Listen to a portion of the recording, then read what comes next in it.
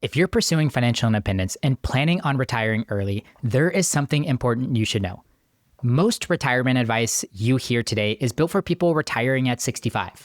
And if you try to follow that same advice while planning to retire decades earlier, you can accidentally create problems you didn't even know existed. So today, we're breaking down the biggest differences between traditional retirement and early retirement, and where normal retirement advice can fail people pursuing FIRE. To help us unpack this, I'm joined by Jesse Cramer, financial advisor and host of the popular podcast, Personal Finance for Long-Term Investors.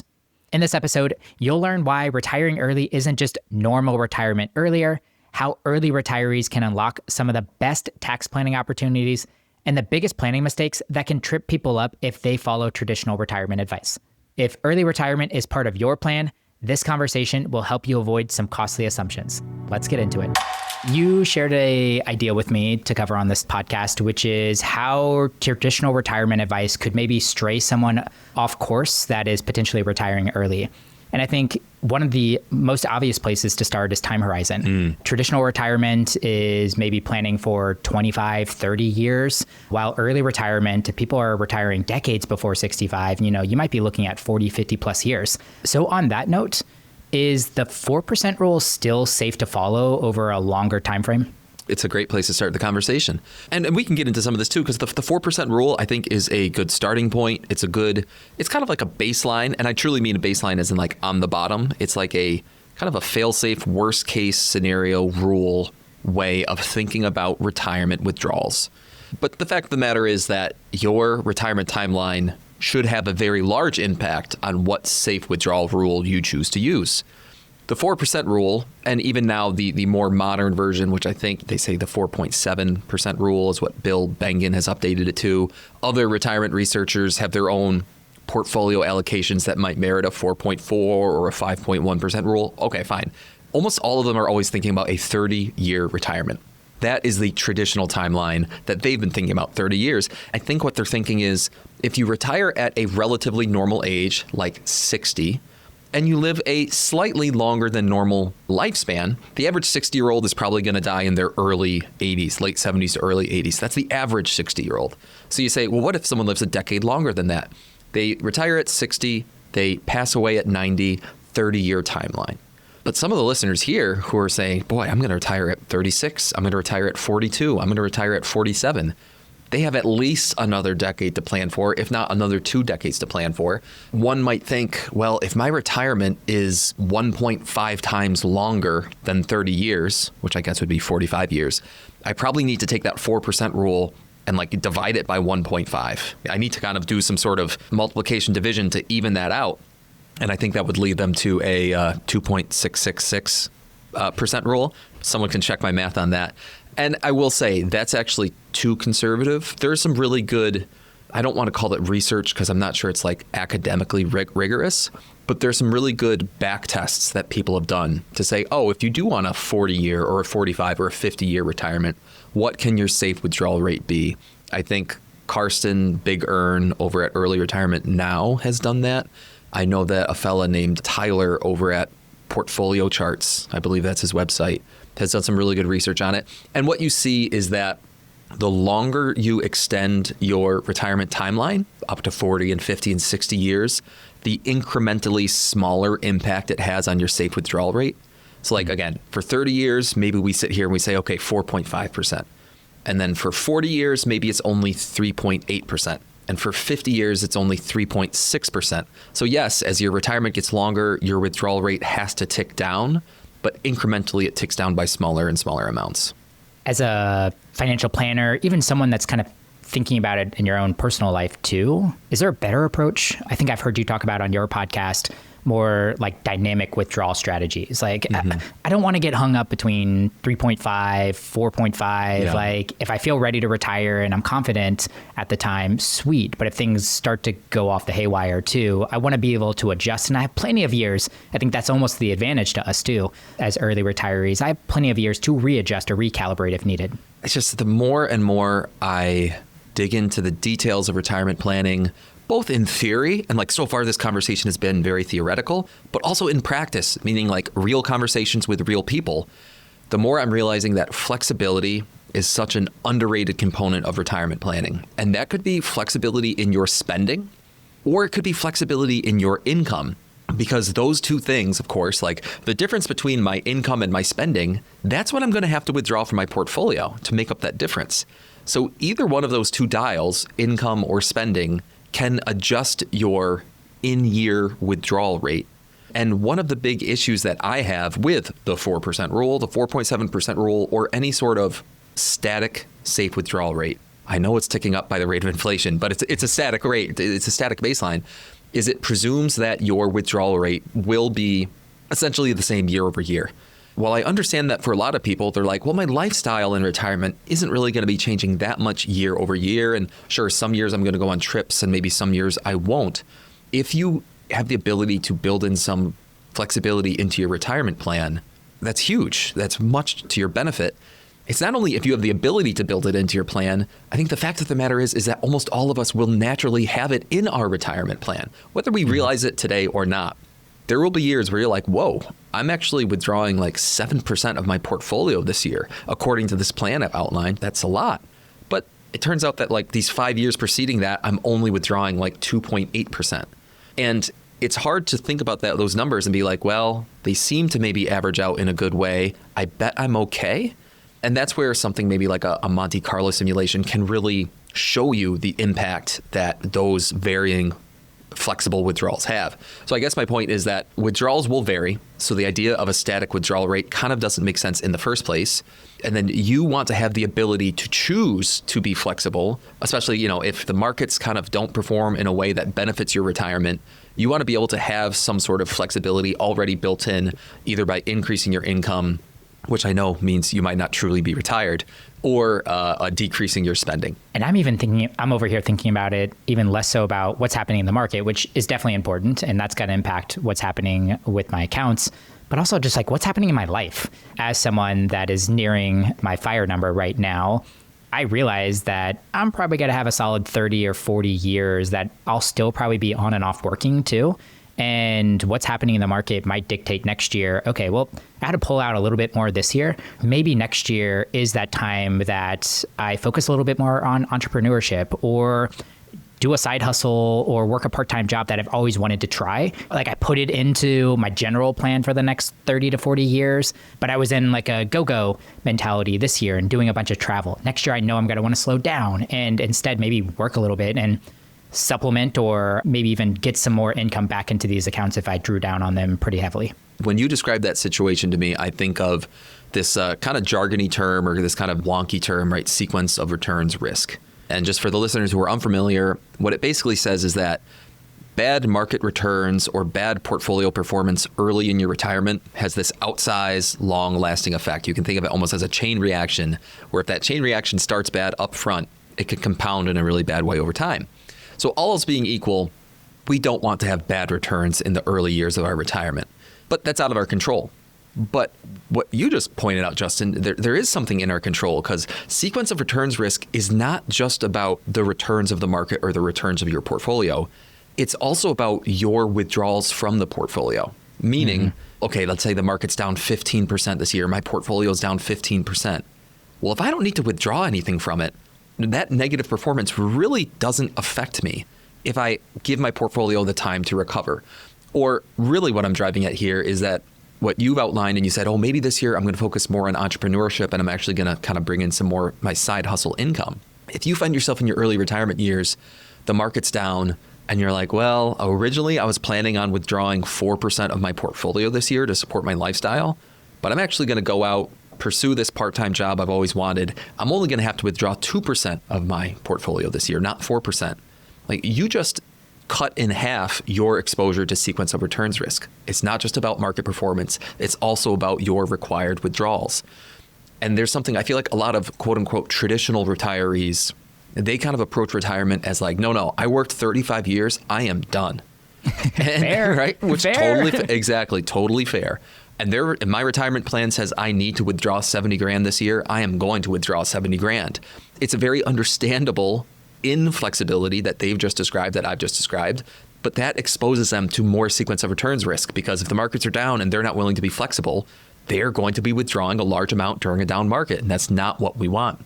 Whereas the typical FIRE story that I hear usually has much more flexibility built into it, where they say, you know what, I'm going to increase my income this year.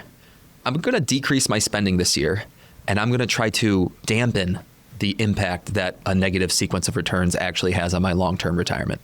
Is that the advice that you would give to someone who, let's say, retires at 45 and then next year the market drops 30% and they were planning on pulling from their portfolio that year? Is that the plan of approach? Can they kind of rewrite the ship by grabbing some income and reducing expenses, or any other strategies you're considering? Yeah, the way you pose the question, it's hard because like one thing I try really hard not to do is I never want to layer on my personal preferences, or like if someone wants to buy a boat, I don't want to say like, well, listen, I'm not a boat guy, so I wouldn't buy that boat, you know? And or if someone is retired at 45 and the market's down 30%, I don't want to tell them, hey, if I was in your shoes, I'm going back to work. And that's why you should go back to work too. Instead, what I want to try to do is say, hey, the current path that you're on, which involves you not going back to work, here's how this current down market, down 30%, affects your long-term retirement outlook. Here's how maybe your probability of success, if we want to use that metric, here's how your probability of success has actually gone down because of what's going on in the market right now. But I also want to show you that if you were to go back to work, get $10,000 of income this year, which would reduce your withdrawals by $10,000 or $20,000, I can kind of dial up your income, which would dial down your portfolio withdrawals. And then I can show you, here's how your probability of long-term success actually might increase. I can give you the tools. I can give you the different like if-then scenarios to then allow you to say, hey, if you're comfortable with this lower probability of success, then fine, I get it. At least you know what's going on. But if you want to get back to maybe where you were before, here are the steps I would recommend you take. And now you have all the information you need to kind of make an informed decision in your life. If you really want my opinion, I can tell you what I would do in your shoes. I just think that's less relevant than what you would do in your shoes. So yes, well said, Jesse. One more time horizon portfolio question too. If someone is retiring early, should they think about asset allocation differently? Traditional retiree, maybe it's a 60-40 stock to bond portfolio. Does an early retiree follow the same kind of guidelines, or should they be thinking about it differently? As a rule of thumb, it's actually a little bit hard for me to think of like these broad rules of thumb, because the way I approach asset allocation is my main tool is what's called an asset liability matching framework. Asset liability matching. Let's think about those words. The liabilities in that phrase, the liabilities is all the future years from now till kingdom come, where you, your family, whomever, you have said, I need my portfolio to provide me X dollars in that year. That's a future liability. It's a future debt that your portfolio owes you. There's one in 2027, there's one in 2028, and there's liabilities out in the 2050s and the 2070s if you live that long. So literally, you can kind of think of your cash flow and say, my portfolio needs to produce a certain amount of money for me in those future years. And then I say to myself, well, depending on how far away that future year is, if it's 10, 12, 15 plus years away, I'm really comfortable owning equities for 10 or 12 or 15 or more years. So that year in 2060, when I know I'm going to need $100,000 for my portfolio, I'm really comfortable saying, if I put X dollars in equities today, in stocks today, I know that I'll have $100,000 in 2060. But how about, let's talk about the year 2027, next year. Well, if I need $100,000 for my portfolio next year, I'm not comfortable putting that money in stocks because, as we talked about, stocks can be volatile. The $100,000 I put in stocks for next year might be $70,000 when I need it. And that's a financial planning risk I'm not willing to take. So I'm going to put it in a 1-year treasury bond. And I'm going to say, I'm going to put $100,000 in. I know it's only going to grow at 3.5%, but I'm willing to do that. And I do that for each and every year from now until I die. This is what I would do. For years 1 through 5, it's nothing but bonds. Starting years maybe 5 through 12, I introduce more and more stock exposure. And by the time I'm out by year like 12 or 15, it's 100% stocks. So now going back to your question, the way I would think of that question is, does that framework differ for a early retiree versus a normal retiree? To some extent, I think, well, a quote unquote normal retiree has a lot of income coming in through Social Security. They might have a pension. They might have some income sources that actually allow them to say, I don't need as many bonds as maybe the early retiree might. You know what I mean? Because like the early retiree, where are you funding next year's income from?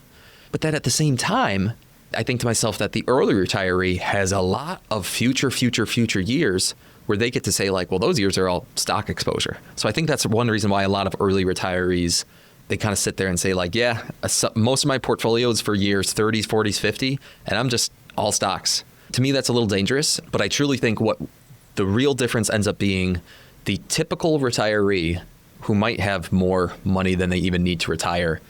They don't need to worry about year 40 because they're like, I'm probably going to be dead by year 40. So they end up having what's called excess capital or just excess money. And the thing you do with excess money is you say, you have an infinite ability to take risk if you wanted to. You really have zero need to take risk because you don't really need the money. So you can do with it whatever you want. Invest it in stocks, invest it in bonds, invest it in your cousin's pizza shop. Do they sell pizza out of stores, restaurant? Getting back to the real question, and sorry for beating around the bush so much, but I would wager their portfolios ought to look similar because I think both of them are going to have to go through the next 4 or 6 or 8 years, depending on your risk tolerance. And they're going to want to have some bond exposure there to make sure that they're okay. And then eventually they're going to start adding in stock exposure. And eventually it's going to be all stocks. And building up from the kind of ground up, their portfolios will look kind of similar. I think that makes sense. What about healthcare? I know this is a big topic, especially for early retirees, and traditional retirees maybe don't have to think about this quite as intensive, having Medicare available to them at 65. The FI community might have 10, 15, 20, 25 years that they have to plan for this expense. And it's a major variable expense. It's been hard for me to really try to figure out or dial in, like, what is that going to look like between now and 65? Is there a strategy we should consider to manage that variability? So actually, there's a hack. I think it's a shame that the FI community does not talk about this hack more often. And it's marry a spouse who isn't interested in FI and wants to keep working and has a great healthcare plan. Why is no one talking about this one hack, Justin? I really messed up on that. Like, Gabby was not interested in FI when we first met. And then I just kept feeding the Kool-Aid to her. And now she's all about it. I'm like, dang it. I really should have rethought that. You are right in that it is a major expense for people. I mean, I think a lot of people in the FI community are likely familiar with the ACA, Obamacare, the exchange, which is this platform that basically says whether you have employer healthcare or not, you can apply for healthcare. As far as I know, it's always run through your state, but it's kind of uses federal dollars. It's run through your individual state, and it grants you access to fair market, a marketplace of insurance providers. Depending on your income, and that's kind of where the financial planning really comes in, is depending on your income, you can get a very large subsidy to help you pay for these insurance premiums. And if you don't qualify for that subsidy, then, I mean, it's not uncommon to say like a family plan costing like $2,000 a month. That's a lot of money out of pocket, right? That's a major expense. The hard part, and maybe this is a little bit of what you're alluding to, is, okay, you're retiring in your mid 40s. You're retiring at 45. Medicare kicks in at 65. So you could say, well, I need family health care for the next 10 years, and then my kids are out of the house, so then I need me and a spouse health care for 10 more years. And I can look up today's prices, and I can build that into my plan based on today's prices. But what if those prices change? That's kind of a scary thought. I genuinely don't know if there's a really good solution for it, though. One of the hardest things about financial planning in general is just that the future is unknowable. We don't know what tax rates will look like. We don't know what investment returns are. We don't know what healthcare policy is going to be. We don't know the viability, the long-term viability of Social Security. Is it going to be everything I expect? Is it only going to be 80% of what I expect? What's it going to look like? We don't know when RMD ages are going to be by the time we retire. They just got moved up from 72 to 73 to 75, et cetera, et cetera, et cetera. I believe the best strategy is that you build a plan based on what you know today, and you do your best to remain flexible over time. You try not to be too rigid. I just think anything other than what we know today is truly a guess. And while I understand sometimes people will be like, yes, this is a guess, Jesse, but let's be honest, this is a guess in the smart direction. For example, tax rates. A lot of people say that federal income tax rates are only going to go up. They're at historical lows, and therefore, where do things go when they're historically low? They only go up. And believe me, I understand that logic. But that logic has been true now for like 15 years or something like that. And they haven't gone up. If anything, I think they went down with the Tax Cuts and Jobs Act back in 2018. So my point is that the future is hard to predict. And every time someone says, yeah, but I think I know what's going to happen, this rate is going to go up in the future. Yeah, I could make an argument that it goes down too. So I'm just saying, make the plan based on what you know today, and then admit to yourself that some things will change. Some things might change, quote unquote, against you. And it's important that you try to remain flexible.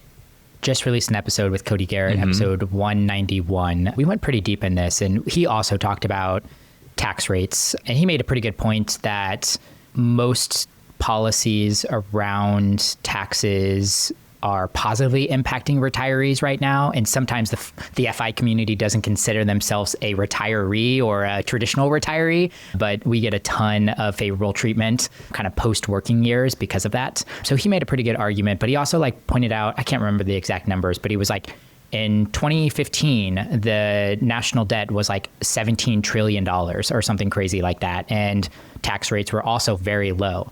And everyone at that point in time was like, they can't go anywhere but up.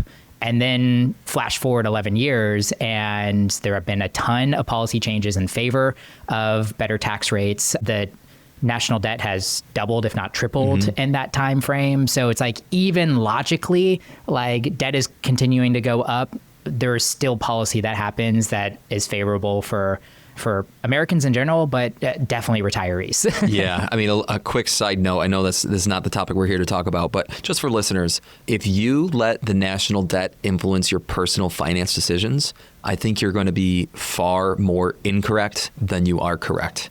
If I were in your shoes, if I had a choice between letting the national debt influence me or never letting it influence me, I would choose never letting it influence me, because thinking of the national debt in the way you think of household debt is a very fundamental mistake. And even if you wanted to think of it that way, I would also say, well, think about the national asset base. Sure, I know that national debt is $40 trillion or something. It was like 37 trillion when I checked 6 months ago, so I'm assuming it's 40 trillion plus now. Assets and debts are, you have to think of the other side, and I think our national asset base is like $210 trillion. So even that argument should be irrelevant, because we can print our own money. It's not the same as your household. So I wouldn't let arguments that involve the national debt really try to sway me one way or the other. Anyway, I don't think the sky is falling. Wait, you don't print money at your house? Not that anybody knows about. Don't tell the Secret Service. Let's get tactical. Let's talk tax strategy now, and how some tax strategies are going to be different for early retirees that might have 20 or 25 year runways to start implementing some of these things. What does change versus the early retiree versus the traditional retiree that might only have 5 years before Social Security, RMDs, some of these other factors that might influence certain tax strategies? The tax strategies that we're kind of talking about here, and especially when it comes to retirement, there's things, and I'm going to kind of cut out the things that might only affect the top 1%, like trust strategies, or really advanced gifting strategies. I'm just going to put those to the side. I'm thinking about things like, Roth conversions, a very common one. And, the Roth conversion ladder is something that early retirees talk about. So I'll come back and touch on that one. I'm thinking about tax gain harvesting, tax loss harvesting, just capital gains planning in general. I'm thinking about ways where someone can say, my RMD feels like it might be out of control, so I'd like to tame it before it's too late, something like that. And eventually, maybe people start thinking about the way that they hand down assets to their heirs and trying to think of those in some sort of trying to be tax conscious in the way they leave money in their estate. For what it's worth, I don't think people should ever put themselves in a negative position in order to minimize their heirs' tax burden, but that can be a topic for another show. So, okay, let's go back and mainly focus on Roth conversions, tax gain harvesting, tax loss harvesting, those three things. In general, one of the great general rules about tax planning is that if there's any perfect time for someone to do tax planning, as a general rule of thumb, it's going to be after they retire, but before they claim Social Security, before their RMDs start, and before the first spouse dies, if they happen to be married. Reason being, Social Security injects income into your life that will take up space that otherwise you could do tax planning with. RMDs inject income into your life that otherwise you could use to do tax planning. And then being able to file joint gives you more space in your tax brackets than filing single. And now let's compare. If we think of that kind of little framework and we compare a 45-year-old retiree to a 65-year-old retiree, the 45-year-old is going to have literal decades where they have retired, which was good. They are not collecting Social Security, which we said was good. They're not subject to RMDs yet, which is good. And hopefully both spouses are alive. So the early retiree has significantly more opportunities to do smart tax planning. The question is, at least the question to me becomes, the average early retiree is probably already realizing some taxes in some ways just to support their lifestyle. Maybe they are drawing down a taxable account and they're paying some capital gains in order to survive. Or maybe one person's early retired and the other one is still working. And so they file jointly. Well, they already have one person's income there. So that kind of, I don't want to say eliminates all opportunities, but it just limits your tax planning opportunities. In general, I would say the average early retiree who I'm talking to has ample opportunities every year. In fact, sometimes you might have heard this. There are some people where if they don't do any tax planning, meaning like if they don't do any Roth conversions, then they'll have such low income that technically they fall below the federal poverty line.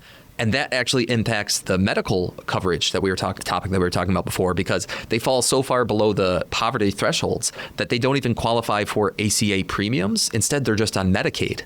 And that's something that sometimes people don't like. So you might have heard financial planners or just experts in the space talking before about like, you need to make sure your income is above a certain threshold if you want to be on ACA. Otherwise, you're going to be on Medicaid.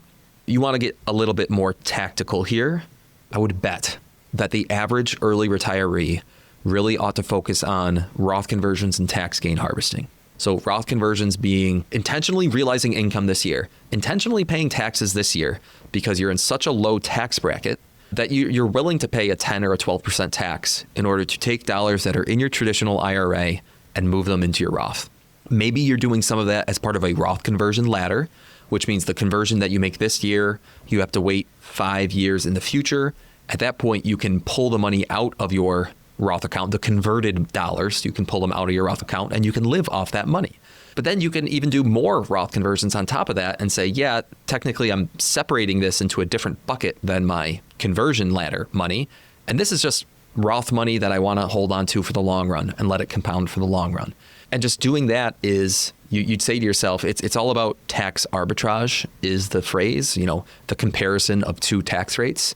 You would want to look at your long-term plan, which I know it can be hard because we know things can change over the long run. We already covered that. But I would want to look at what tax rate do you pay right now versus what tax rate would you pay during your RMD years if you didn't take any action right now.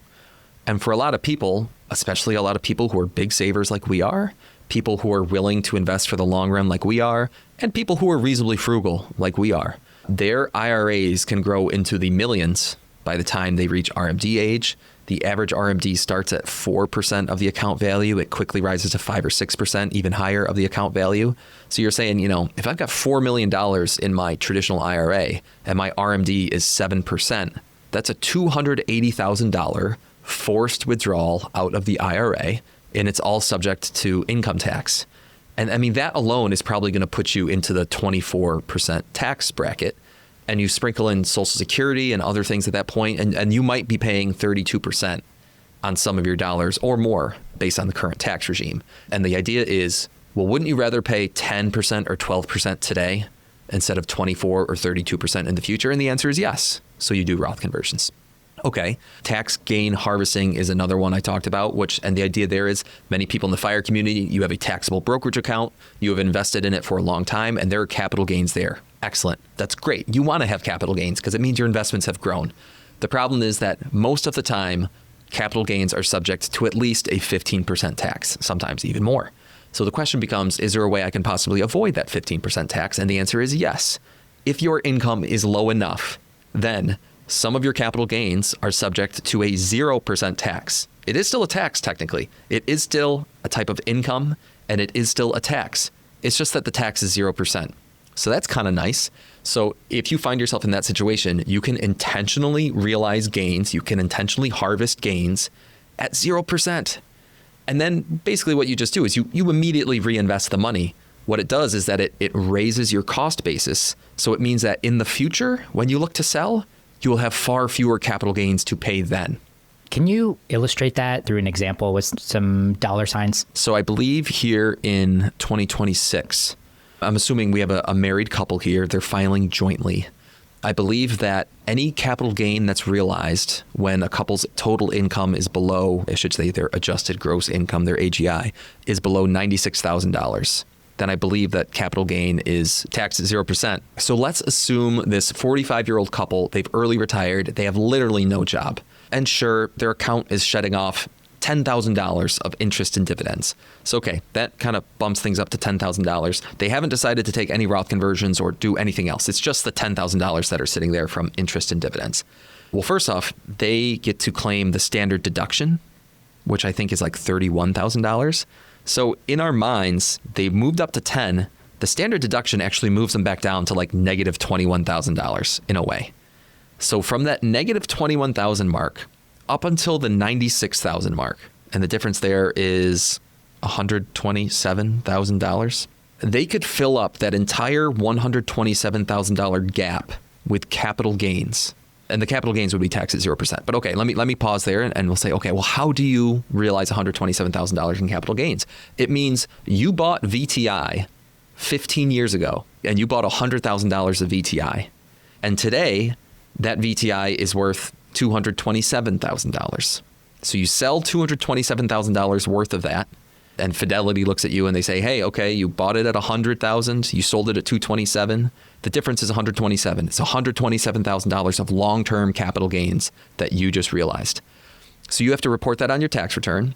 And that's going to fill up all that space that we just talked about, that space that exists between minus $21,000 and $96,000. And Uncle Sam's going to look at that and he's going to say, yeah, you owe tax on that. Let me apply this tax bracket. Okay, it all falls in the 0% tax bracket. You owe no tax. So now you have $227,000 that you owe no tax on whatsoever. And sure, if you want to, you can go off and spend it this year. It can be part of your lifestyle income. But you can also say, I'm just going to buy VTI or whatever index, whatever ETF I just mentioned. I'm going to buy VTI again. And now instead of the basis being $100,000, because that's what you bought it for however many years ago, now the basis is $227,000. And that means that when you go to sell it in the future, whatever capital gain might exist, it's not going to be compared against the $100,000 basis. It's going to be compared against the $227,000 basis. And that's really good for you. It's basically saying that capital gains are more or less taxes waiting to happen. It's like potential energy. It's like a spring that is just like waiting to be released. And the release means that you pay some taxes. And what we're talking about here is that you're intentionally releasing that spring in such a way that you actually don't owe any taxes at all. And it means that in the future, if you have to release the spring again, it's not as tightly wound. It's much less tightly wound, meaning any future taxes you owe would be lessened as well. That's so cool. And honestly, like an amazing illustration on like how little an early retiree might pay in taxes. And going back to my conversation with Cody Garrett too, he made like a really hard case for almost 100% focus on contributing to traditional accounts in your working years, especially if you're planning on retiring at 40, because not only can you do that in 2027 if you retired today and you were 40, but then you could continue to do that for the next 25 years. Yeah. Or any of these other planning tactics that you talked about in terms of Roth conversions, et cetera. Yeah, I think especially for if we differentiate between the early retiree and the traditional retiree, early retirees almost always have opportunities to realize taxes at lower rates during those early retirement years than during their working years. And so if you know that and you know the difference between traditional and Roth accounts, well, that becomes really easy. I'd rather just do traditional accounts. I want to pay less tax when my tax rates are higher. That's during your working years. And I want to pay more tax when my tax rates are lower. That's during your early retirement years. That means traditional.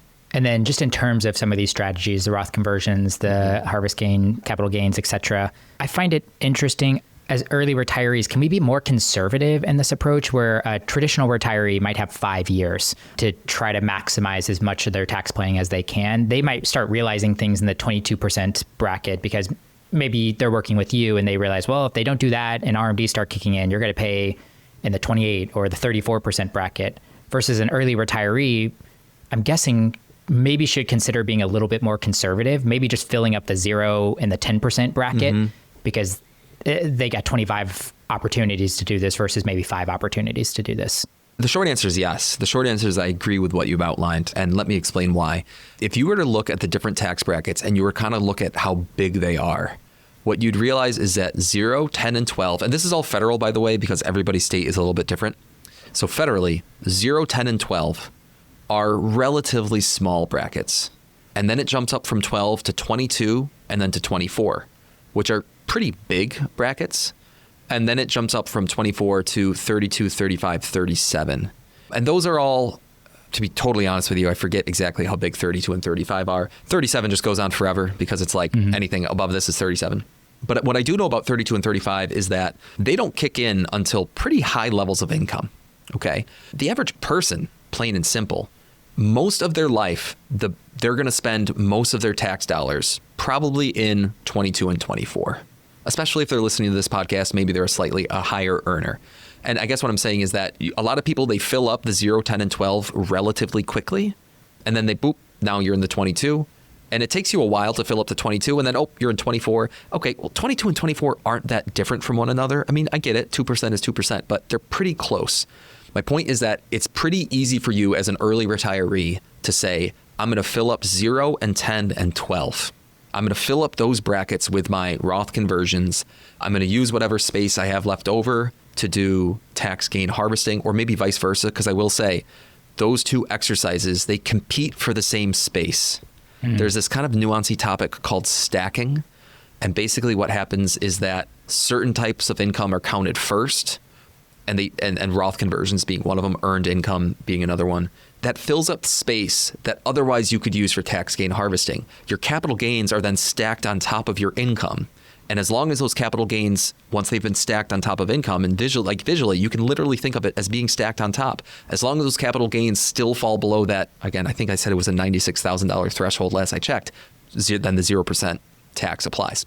My point there, though, getting back to the main point, is that to be an early retiree, to have 10 or 15 or 20 years to do this tax planning, I would focus on filling up your 0, 10, and 12% brackets.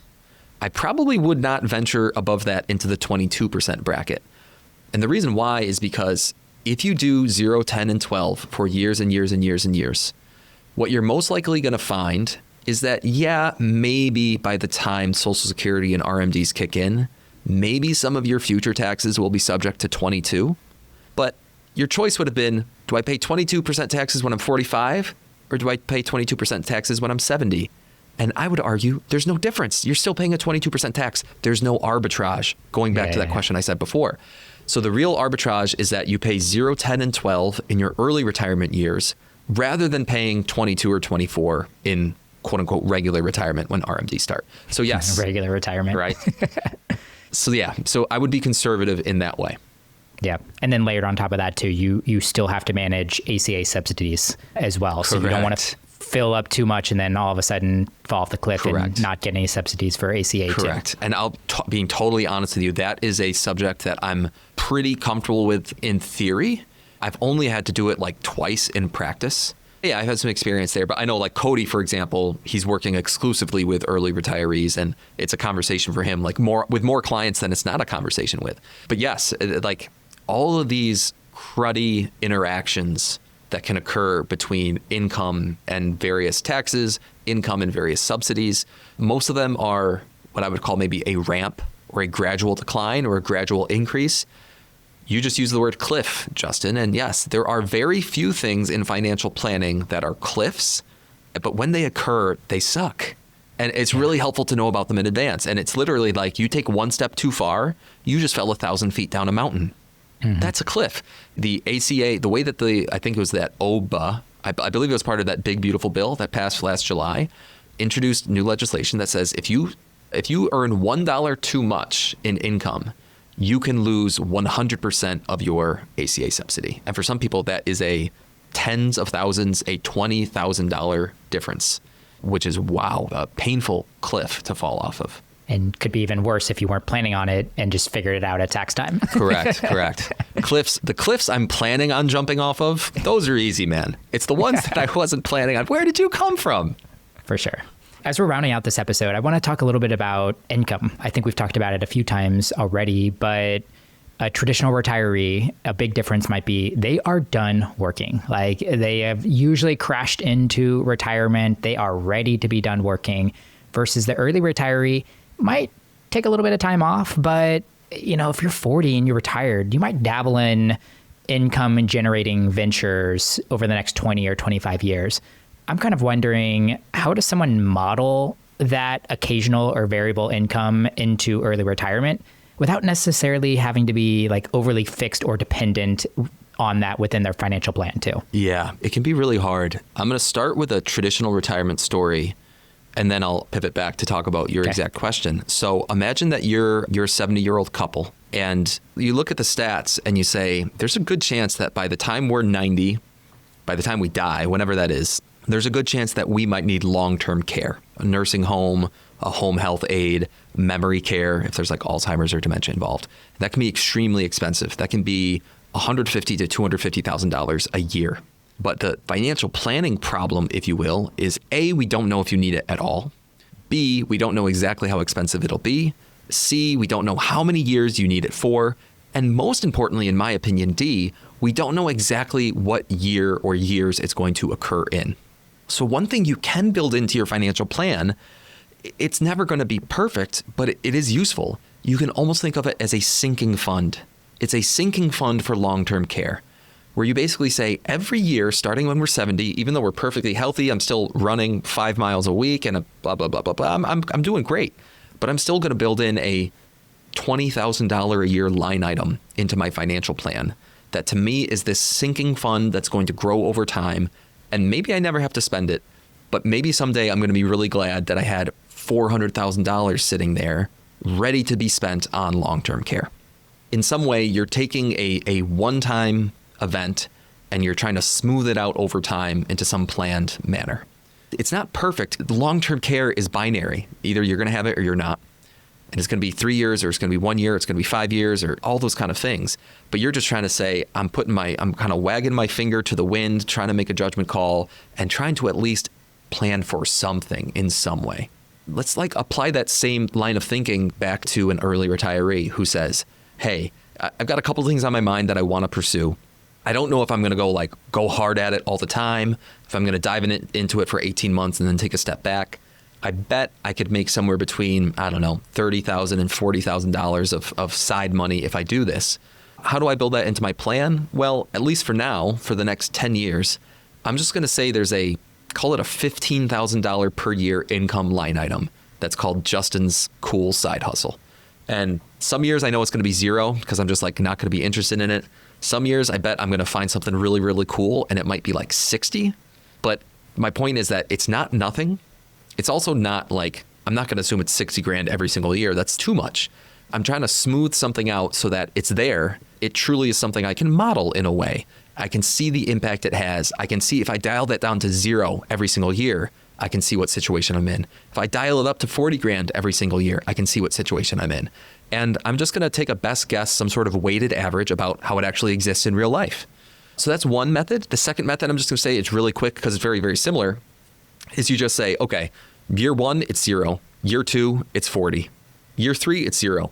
Year 4, it's 40. And you just say, I'm going to pretend like I'm working part-time for a year and then I take a year off. And I'm working part-time for a year and then I take a year off. Because that at least might model the real scenario where some years it's 0 and some years it's not 0. So that's another thing. You literally can just play around with your year-over-year cash flow, because that ought to be an input into something like a Monte Carlo analysis if that's what you're doing. Your cash flow should be an input there. And you can just see how it affects your results, how it affects your withdrawal rate, all those kind of things. Very well said, Jesse. Man, I always turn to you whenever I have some retirement planning concepts on my mind. Your podcast is so good. It is, I think it was my number 1 on my Spotify Wrapped last year. What an honor. Thank you, man. It's great. And I think it's so well equipped for people that are 3 to 5 years from financial independence. If they're looking for some of these 201 topics, a little bit deeper dives, I would love it if you shared a little bit more about your podcast, maybe an episode that's coming out sometime in April, May that people can tune into and get excited about. Well, I know that's a good question. I'm trying to think ahead. Well, I'll say this. Every single month, I have an Ask Me Anything episode, which are probably my most popular episodes at this point. I love them in particular because I get questions from listeners all the time. I keep track of all the questions, and then I try to bundle a few questions together into a fun episode. And these are real financial planning questions that real listeners have about, yes, generally it is retirement-related topics in some way. If you're hearing this in April, May, June, then I would say go back, check out an Ask Me Anything episode. I think you might find it really interesting. I appreciate what you said there, Justin, about I do try to gear most of my content towards people who are gliding into retirement 5 years out, 10 years out. Maybe they even have been retired for 5 or 10 years.